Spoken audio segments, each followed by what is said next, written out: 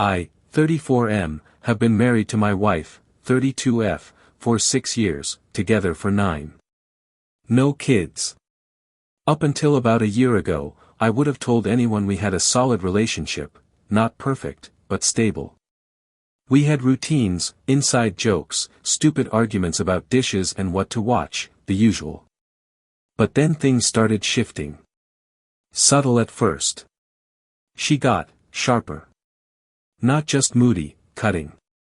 Every conversation felt like I was being tested or corrected. I'd ask a simple question like, "Hey, did you pay the electricity bill?" And she'd snap back with something like, "Why do you always assume I forget things?" even when I wasn't accusing her of anything. Then the lying started. Small, pointless lies at first. Like saying she was at the grocery store when I could literally see her car wasn't there through our apartment window. When I'd point it out, she'd double down, get defensive, or twist it into me being controlling. I remember thinking, this is weird, but maybe she's stressed. Maybe work is getting to her. She also became weirdly protective of her phone. Like, weirdly. We used to leave them lying around without thinking.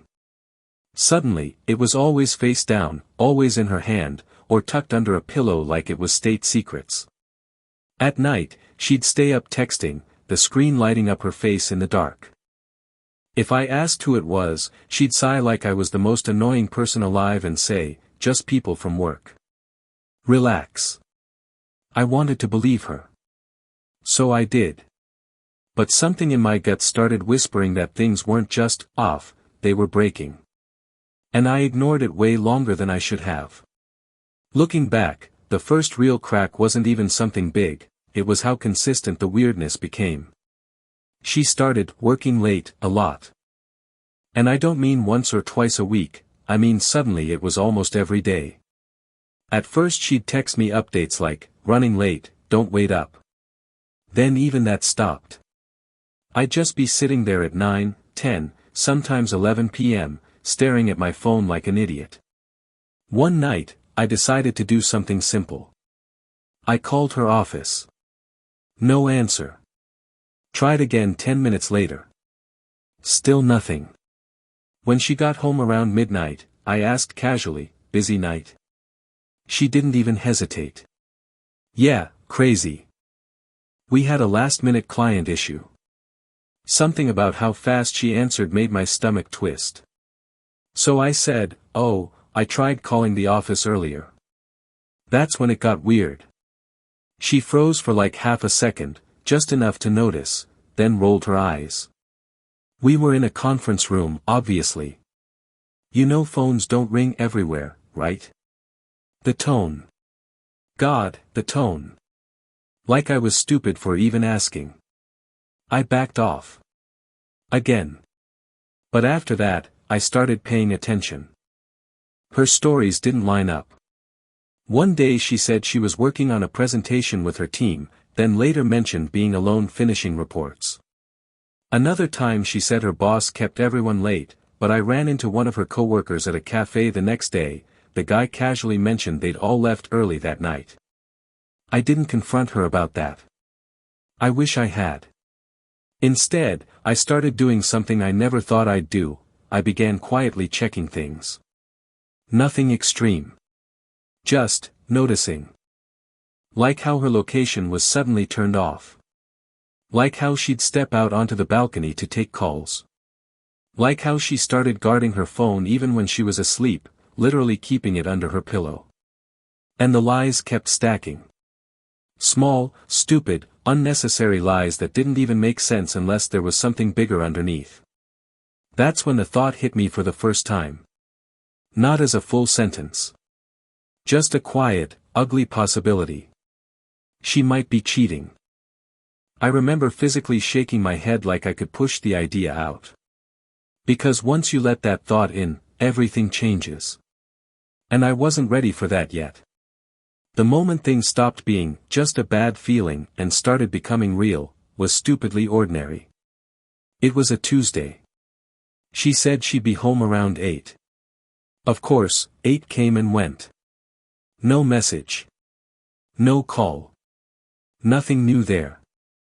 I told myself not to spiral, heated up leftovers, sat on the couch, pretending to watch something while checking my phone every 2 minutes. Around 9:30, I texted, "Everything okay?" No reply. At 10:15, I called. Straight to voicemail. That's when something in me just shifted. Not panic. Not even anger. Just this cold, quiet decision. I grabbed my keys. I got there around 10:40. Parking lot. Almost empty. Her car. Not there. I just sat there for a minute, engine running, staring at the spot where she should have been. Trying to come up with some explanation that didn't make my chest feel like it was caving in. My phone buzzed. Her name. I answered immediately, trying to sound normal. "Hey." Her voice came through, slightly breathless. "Sorry, crazy night. Still at the office. I'll be late." I looked straight at the empty parking space while she said it. That was the exact moment something broke in me. I didn't yell. I didn't call her out. I just said, "Okay. Drive safe." Hung up. And sat there in silence, feeling like the biggest idiot alive. Because it wasn't just that she was lying. It was how easily she did it. That night, I couldn't unsee it. It's like once your brain accepts the possibility, it starts connecting dots you ignored before. Every little thing suddenly had context, and none of it looked good. She came home around midnight, acting like nothing happened. Kissed me on the cheek, dropped her bag, complained about how exhausting her day was. I just watched her. There was this moment where she caught me staring and snapped, "What?" I almost said it right there, "I know you weren't at work." But I didn't. Instead, I shrugged and said, "Nothing. Just tired." And that was the moment I made a choice I'm not proud of. I decided to find proof. Over the next few days, I became someone else. Quiet. Observant. Calculated. I hated it, but I couldn't stop. I started noticing patterns. She'd work late, on very specific days, usually Tuesday, Thursday, and sometimes Saturday. Always vague explanations. Always just enough detail to sound believable, but never enough to actually verify. She also started going out, for drinks with coworkers, more often. Funny thing. She never used to even like her coworkers. Then there was her phone. One night, she fell asleep before me, rare. Her phone was still in her hand. I sat there for a solid 10 minutes, just staring at it, arguing with myself. But another voice was louder. "You're already past that." So I gently slid the phone out of her hand. Of course, password. I tried the obvious stuff. Her birthday. Mine. Our anniversary. Nope. Then I remembered something stupid. She reused passwords sometimes. I typed in the name of her childhood dog. Unlocked. I wish I could say I hesitated before opening her messages. I didn't. And what I saw in the next 30 seconds, hit harder than anything I had imagined. It wasn't just flirting. It wasn't ambiguous. It was explicit. Personal. Intimate. A conversation with a guy saved under some generic name like Mark T. Messages like, "I wish you were here instead of him. Last night was insane. I can still feel you." My hands actually started shaking. I scrolled up. Photos. Plans. Inside jokes. Details that made it painfully clear this wasn't new. This had been going on for a while. And the worst part? She wasn't just lying to me. She was laughing about it with him. I didn't sleep that night. Not even for a minute. I just lay there next to her, staring at the ceiling, replaying those messages over and over in my head. Every "I miss you," every joke, every detail that made it clear she had a whole other relationship running parallel to our marriage. At some point, she rolled over and wrapped an arm around me in her sleep. That almost broke me. Because it felt so normal. Familiar. Like the version of her I thought I married. Morning came, and she acted like nothing was wrong. Got up, made coffee, even asked me if I wanted eggs like it was any other day. I just watched her, trying to reconcile the person in front of me with the person from those messages. At one point, she looked at me and said, "You're being weird. What's your problem?" I said I didn't sleep well. She rolled her eyes and went back to scrolling on her phone. That's when I made my second decision. I wasn't going to confront her yet. Over the next few days, I checked her phone whenever I could. Took screenshots. Sent them to myself. Saved everything. I even found him on social media. He wasn't a stranger. He was someone she knew through work.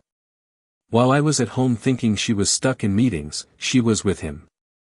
I remember sitting in my car during lunch, staring at my phone, scrolling through all of it, and just feeling this wave of humiliation.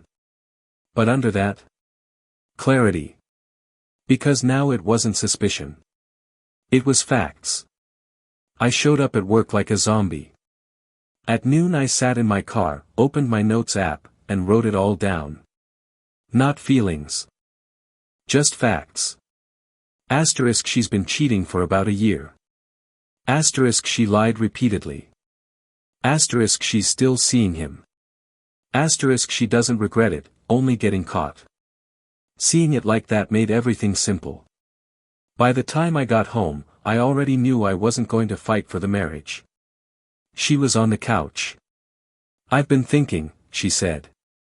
"Same," I replied. I told her I was going to start separating my life from hers. Her expression changed. "What do you mean?" "Logistics first," I said. "Then everything else." She looked at me differently after that. Like she finally realized I wasn't reacting anymore. "You're really serious about leaving," she said. "Yes." She said, "I think I might be pregnant." I didn't respond right away. "Say that again." "I took a test this morning. It's positive." "Is it mine?" "I don't know. It could be either of yours." That answer told me everything. I said, "All right." She frowned. "That's it?" "No. That's reality." I told her we'd get confirmation, but nothing changes my decision to separate. She asked what happens to her. "I don't know. But I'm not your foundation anymore." I left that night. No resolution. No closure. Just distance. And I realized something simple. I didn't lose my marriage in one moment. I lost it in 1,000 small lies. I just finally stopped living inside them.